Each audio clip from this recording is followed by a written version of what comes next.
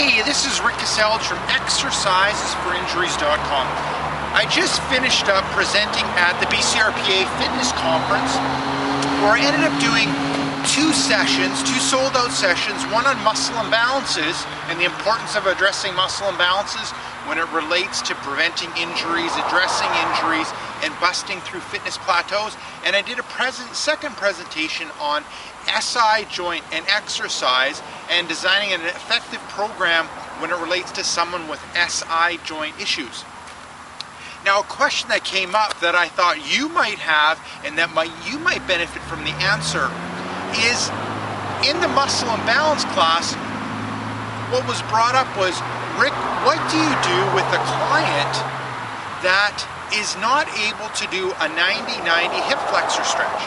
So what a 90-90 hip flexor stretch is, if they're kneeling down and activating their glute and bringing their hips forward in order to stretch the front of the hip and the deep hip flexors, what do you do if the client isn't able to kneel down?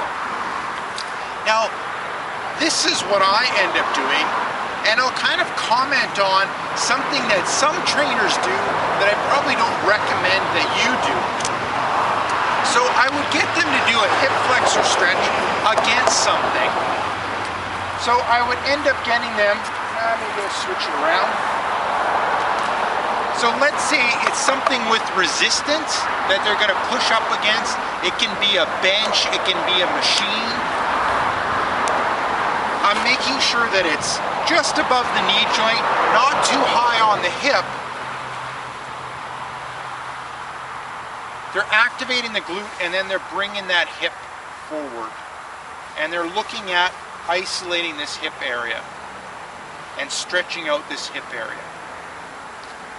Really activating the glute, bringing the hips forward, and really working on stretching that hip area.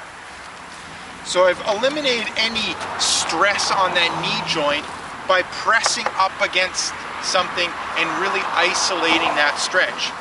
It's a good modification from the 90-90 kneeling, but still the 90-90 kneeling is the best.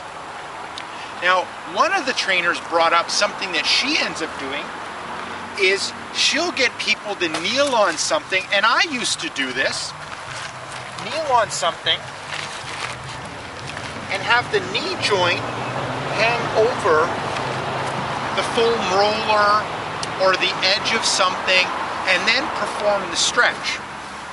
Now that's okay. It wouldn't be something that I would give someone that ends up having ACL issues, a previous knee injury, laxity in the knee, that's really hypermobile, that is pregnant, that was pregnant within the last year, that gave childbirth in the last year, because it ends up putting a fair bit of pressure on the ligaments within the knee joint. So it's a modification to do cautiously. If people have any type of ligamentous issues in the knee, I wouldn't give it to them. So this is Rick Caselge from exercisesforinjuries.com. I hope that modification to the kneeling 90-90 hip flexor stretch is helpful to you. And also a little comment on a modification that I see that it might not be best for people with ACL injuries. Now, if you have clients with knee injuries, or if you have a knee injury, I really suggest taking a look at kneeinjuryexercises.com. That's a program that I put together in order to help people overcome injuries. A big problem is a lot of people end up focusing in on the strengthening side of a knee injury, but that's not the best way to overcome and prevent an injury. You need to focus on the movement, and I go through that in the program. So this is Rick Caselge from exercisesforinjuries.com, and if you have a knee injury or a client with a knee injury, make sure you check out kneeinjuryexercises.com. So this is Rick Caselge saying take care and bye-bye.